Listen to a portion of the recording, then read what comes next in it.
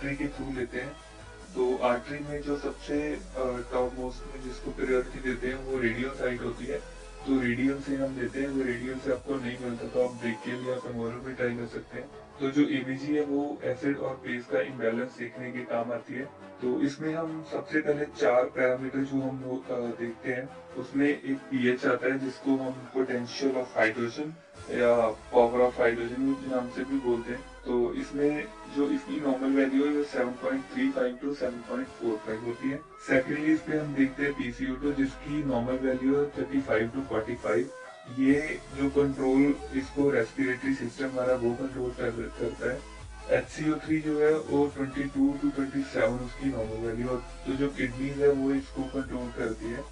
Fourth number पे जो partial oxygen जिसको हम PO2 बोलते हैं, उसकी नॉर्मल वैल्यू 80 टू 100 होती है। ये भी लंग्स के द्वारा ही कंट्रोल होता है, और इसके साथ ही हम देखते हैं कि पेशेंट को हाइपोक्सीमिया, उसका O2 लेवल जो है ब्लड का वो देखते हैं। एबीजी करने से पहले जो हमने माइंड में 3-4 चीजें रखी हैं। सबसे पहले जो जिस सिरिंज से आप दे रहे हो वो प्री हेपरनाइज सिरिंज होनी चाहिए, और अगर आपके पास प्री हेपरनाइज सिरिंज अवेलेबल नहीं है तो आप 2 ml वाली जो सिरिंज है उसको हेपरनाइज करके आप यूज कर सकते हो। सेकेंडली, आपने जब भी सैंपल लेना है उससे पहले आपने जो सक्शन है, जो वेंटिलेटर में पेशेंट होते हैं उनकी जो सक्शनिंग है वो अवॉइड करनी है। अगर तो सैंपल लेना है, सक्शनिंग करनी है, तो सबसे पहले जो है आपने सैंपल लेना है, देन सक्शन करना है। अगर आपने कर लिया है ऑलरेडी तो कम से कम 20 मिनट्स का वेट करना है, और उसके बाद ही आपने जो है सैंपल लेना है। क्योंकि जो सक्शन जब हम करते हैं तो पेशेंट का जो O2 लेवल है वो डिप्लीट हो जाता है। तो अगर O2 लेवल जो है वो डिप्लीट हो जाएगा तो हमें जो है एबीजी की एक्यूरेट रीडिंग है वो नहीं मिल पाएगी। तो इसलिए अगर सक्शन आपने कर ली है तो उस 20 मिनट का वेट करना है, उसके बाद ही आपने जो है सैंपल लेना है। तो तीसरी चीज है जो हमने जब भी आप सैंपल लेने के लिए जाते हो, सबसे पहले हमने एलन टेस्ट है जो परफॉर्म करना होता है। वो क्यों हम करते हैं, जो आर्टरी है, आर्टरी की जो पेटेंसी है उसको चेक करने के लिए हम करते हैं। तो उसी के साथ ही हमें पता चलता है कि जो ब्लड सप्लाई है वो प्रेजेंट है या नहीं है। शॉर्टली मैं आपको बता देता हूँ एलन टेस्ट कैसे करते हैं। तो सबसे पहले जो है आपको साइज सेलेक्ट करनी है अपनी। जैसे आप रेडियल साइज सेलेक्ट करते हो, आप उसको फील करते हो, रेडियो से कर सकते हो, फिर मोरल ब्रैकियल जो भी आपकी साइट है आपने साइट सेलेक्ट कर लेनी है। तो साइट सेलेक्ट करने के बाद आपने क्या करना है कि जो आर्टरी है, जो साइट सेलेक्ट करी है वहां पे प्रेशर पुट करना है। तो प्रेशर पुट करने के बाद आप जब उसको रिलीज करते हो तो वहां पे हमने जो मेन चीज चेक करनी है वो होती है पिंकनेस। पिंकनेस चेक करनी होती है। अगर 3 to 6 सेकेंड के अंदर पिंकनेस आपकी रिटर्न बैक नहीं आती है तो आपने सैंपल नहीं लेना है। अगर 3 to 6 सेकेंड के अंदर अंदर आपका जो है पिंकनेस वापिस आ जाता है तो आप वहां से सैंपल ले सकते हो। ओके, ये थे कुछ पॉइंट जो आपने एबीजी करने से पहले अपने माइंड में रखने हैं। तो दोस्तों, जो पीएच है वो अपनी अगर नॉर्मल वैल्यू से अगर नीचे आता है तो उसको हम एसिडोसिस में काउंट करते हैं। अगर नॉर्मल वैल्यू से ऊपर जाता है तो उसको हम एल्कोसिस में काउंट करते हैं। जो HCO3 है, अगर वो अपनी नॉर्मल वैल्यू से डाउन आता है तो उसको भी हम एसिडोसिस में काउंट करेंगे। अगर नॉर्मल वैल्यू से बढ़ेगा तो उसको हम एल्कोसिस में काउंट करेंगे। इसी तरह जो PCO2 है वो इन दोनों के उल्टा होगा। अगर PCO2 बढ़ेगा तो एसिडोसिस है, कम होगा तो एल्कलोसिस है। ठीक है, तो इसको याद रखने का आप ऐसे याद रख सकते हो कि जो पीएच है उसका जो बेस्ट फ्रेंड है वो HCO3 है। अगर पीएच बढ़ेगा तो उसका बेस्ट फ्रेंड भी बढ़ेगा, अगर पीएच कम होगा तो HCO3 भी कम होगा। तो जो पीएच का जो दुश्मन है PCO2 है। अगर पीएच बढ़ेगा तो PCO2 कम होगा, अगर पीएच कम होगा तो PCO2 बढ़ेगा। नेक्स्ट हम एबीजी इंटरप्रिटेशन के बारे में देख लेते हैं। तो इसमें एबीजी इंटरप्रिटेशन में हम 3 चीजें जो है वो देखते हैं। सबसे पहले identify if it is acidosis और alkalosis, identify if it is respiratory और metabolic, identify if it is compensated और अनकंपनसेटेड। तो दोस्तों, एबीजी इंटरप्रिटेशन के लिए सबसे पहले हमें ये देखना है कि एसिडोसिस और एल्कलोसिस में क्या फर्क है, कैसे हम देखते हैं। तो इसमें सबसे पहले अगर हम देखें कि जो पीएच है अगर वो लेस देन 7.35 है तो उसको हम एसिडोसिस में काउंट करते हैं। अगर ग्रेटर देन 7.45 है तो उसको हम एल्कलोसिस में काउंट करते हैं। ठीक है, तो इसकी अगर एग्जांपल हम देखें तो इसमें अगर 7.25 है तो मतलब ये कम हो गया तो इसमें एसिडोसिस आएगा। 7.55 है तो एल्क्लोसिस में काउंट होगा। ठीक है, तो इसी तरह अगर 7.30 है तो ये भी अपनी नॉर्मल से रेंज से कम हो गया तो इसको हम एसिडोसिस में काउंट करेंगे। और अगर 7.50 है मतलब अपनी रेंज से ज्यादा है तो इसको हम एल्क्लोसिस में काउंट करेंगे। ठीक है, तो ये हमें फर्स्ट पॉइंट हमने देख लिया। तो सेकेंडली हमने ये देखना है कि आइडेंटिफाई द रेस्पिरेटरी और मेटाबॉलिक। तो इसके लिए सबसे पहले PCO2 और HCO3 जो दोनों ये हमें देखने हैं। तो जो PCO2 है वो लंग्स के द्वारा कंट्रोल होता है और जिसको रेस्पिरेटरी में काउंट करते हैं। और HCO3 है जो वो किडनीज के द्वारा कंट्रोल होता है जिसको हम मेटाबॉलिक में बोलते हैं।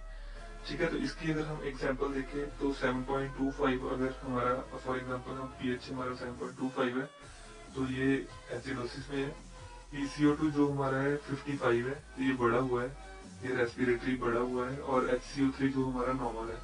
तो अगर एसिडोसिस इधर पीएच जो है वो हमारा कम हो गया और PCO2 बढ़ गया तो ये रेस्पिरेटरी में काउंट होगा, तो इसको हम बोलेंगे रेस्पिरेटरी एसिडोसिस।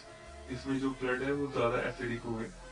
ठीक है, तो इसी तरह सेकेंड एग्जांपल हम देखते हैं 7.56। इसमें पीएच जो है वो बढ़ा हुआ है, PCO2 जो है वो कम हो गया है, अपनी नॉर्मल रेंज से कम हो गया है। तो यहाँ पे भी HCO3 को हम छोड़ देते हैं क्योंकि ये तो नॉर्मल है। तो यहाँ पे रेस्पिरेटरी इंक्लूड हो गया और इधर एल्क्लोसिस हो गया PCO2 का। तो इसलिए इसको हम बोलेंगे रेस्पिरेटरी एल्क्लोसिस। तो ये दोनों एग्जांपल थी PCO2 की।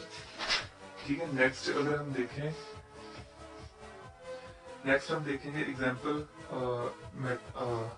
HCO3 का। इसमें PCO2 है जो 7.25 है।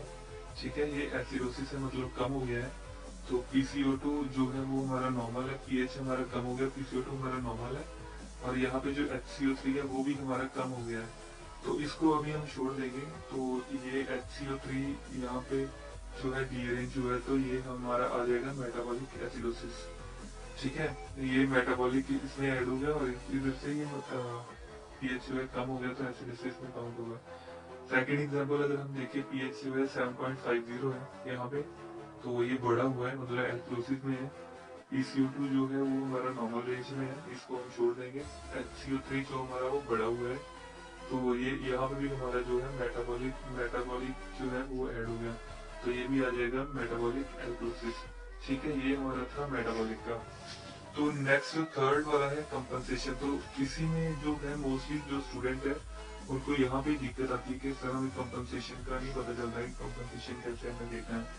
तो बहुत आसान है ये भी। तो ये अगर हम रेस्पिरेटरी की बात करें सबसे पहले तो जो रेस्पिरेटरी में एसिडोसिस है और इधर मैंने एल्क्लोसिस लिखा हुआ है। ठीक है, तो जो हमारी सबसे पहले हम देखते हैं जो HCO3 है वो यहाँ पे बढ़ गया। जब रेस्पिरेटरी में एसिडोसिस होगा मतलब जब ये PCO2 का लेवल बॉडी में बढ़ेगा तो उसके साथ साथ सोडा बाइकार्ब जो है यहाँ पे सॉरी HCO3 है वो भी बॉडी में इंक्रीज होने लग जाएगा।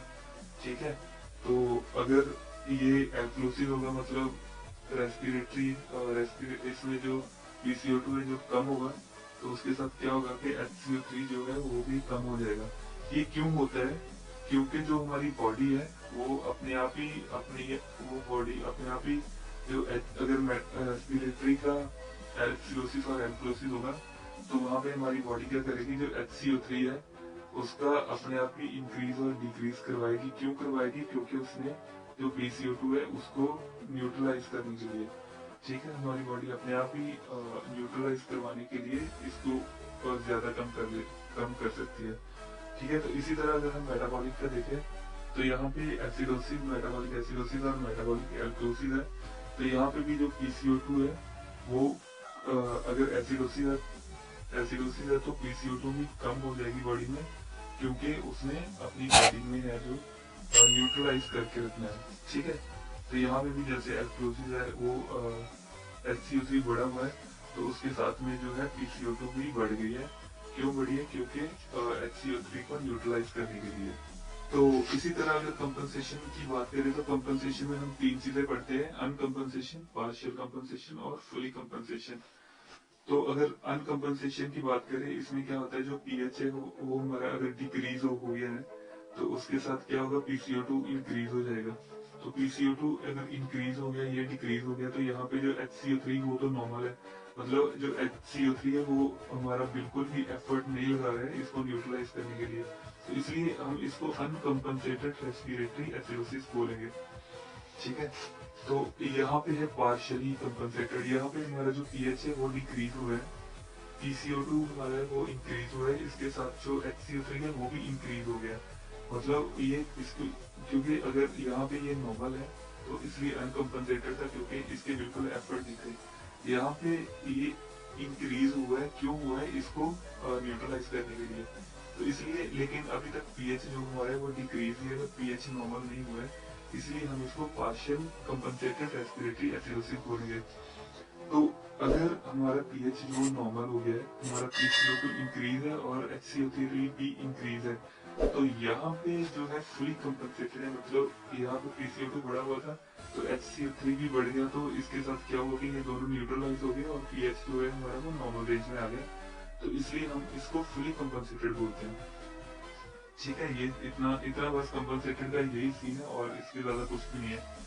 तो अगर यहाँ पे रेस्पिरेटरी एसिडोसिस होगा तो हम बाईपैप वगैरह लगा देते हैं पेशेंट को या वेंटिलेटर पे डाल देते हैं। अगर बहुत ज्यादा एसिडोसिस हो जाए रेस्पिरेटरी तो फिर हमें पेशेंट को वेंटिलेटर पे डालना पड़ता है, क्योंकि जो HCO3 है वो मतलब जो HCO3 है उसके साथ न्यूट्रलाइज नहीं होता, तो फिर हमें पेशेंट को वेंटिलेटर पे डालना पड़ता है। तो वैसे ही मेटाबॉलिक एसिडोसिस है, अगर मेटाबॉलिक एसिडोसिस हो, ज्यादा मेटाबॉलिक एसिडोसिस हो तो फिर हमें सोडा बाइकार्ब जो इंजेक्शन है वो डॉक्टर जैसे प्रेस्क्राइब करता है वैसे ही हमें देना होता है। तो दोस्तों अगर हम कॉजेस की बात करें कि रेस्पिरेटरी जो एसिडोसिस उसके कॉज की अगर हम बात करें तो अस्थमा किसी पेशेंट को उसको हो सकता है, एटलैक्टाइसिस जिसको हम एक्सेसिव म्यूकस कलेक्शन बोलते हैं, या कोई ब्रेन ट्रोमा हो या ब्रोंकाइटिस हो या कोई COPD वाला पेशेंट है उनको हो सकता है। तो अगर हम रेस्पिरेटरी एल्कोलोसिस की बात करें, फीवर या किसी का बहुत ज्यादा हाइपरवेंटिलेशन की वजह से जो अपने PCO2 है वो कम हो जाता है, मतलब 7.35 से कम हो जाता है। ठीक है, अगर हम मेटाबॉलिक एसिडोसिस की कॉज की बात करें तो डायबिटिक कीटोएसिडोसिस की वजह से हो सकता है, रीनल इनसफिशिएंसी की वजह से हो सकता है, AKI की वजह से हो सकता है, एक्यूट किडनी इंजरी या क्रॉनिक किडनी डिजीज की वजह से, या सीवियर डायरिया किसी पेशेंट को तो उसकी वजह से हो सकता है। ठीक है, और अगर हम मेटाबॉलिक एल्कोसिस की बात करें तो डाययूरेटिक अगर किसी पेशेंट को ज्यादा दे दिए तो उसकी वजह से हो सकता है, और एक्सेसिव वॉमिटिंग हो या गैस्ट्रोइंटेस्टाइनल सक्शनिंग वगैरह हमने करा हो तो उसकी वजह से हो सकता है। तो दोस्तों ये था ABG के बारे में। आई होप के ये वाले टॉपिक से आपको काफी कुछ सीखने के लिए मिला होगा। तो अगर वीडियो अच्छी लगी है तो वीडियो को लाइक कर दो। अगर आपने अभी तक हमारा ये चैनल सब्सक्राइब नहीं किया तो वो भी कर लो, ताकि आने वाली कोई भी वीडियो आपकी